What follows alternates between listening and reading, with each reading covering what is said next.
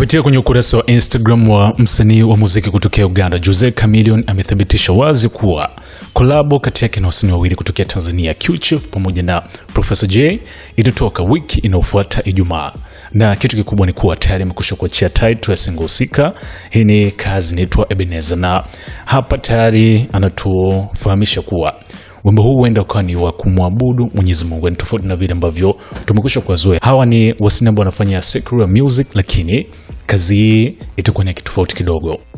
Unafahamu, Jose Chameleone kwa Afrika Mashariki ni mkongwe ambaye ameweza kusustain kwenye game kwa muda mrefu sana, lakini sio hivyo tu. Hana ugeni wa kushirikiana wasanii mbalimbali hapa nchini Tanzania na upande wa Professor Jay. Hii itakuwa ni kazi ya tatu kushirikiana kwa pamoja baada ya Ndivyo Sivyo kwa ajili yako na sasa ni Ebenezer. So hii imekuwa ni taarifa positive kwa mashabiki wa muziki ambao wana usubiri utatu kwenye kazi moja, na ukizingatia hao ni wasanii wa Kongo, yani Q-Chief ama Q-Chilla, Jose Chameleone mwenyewe pamoja na Professor Jay. Na huenda mama kuja na maamuzi ya kazi kutokana kila mmoja kuweza kupitia magumu yake. Utofahamu, Professor Jay alikuwa akisumbuliwa na hali ya kiafya, lakini pia same kwa Jose Chameleone, na mara kadhaa pia tumekuwa tukimwona Q-Chief ama Q-Chilla akitoa yake ya moyoni kwa yale ambayo amekuwa akiyapitia kama mwanadamu wa kawaida.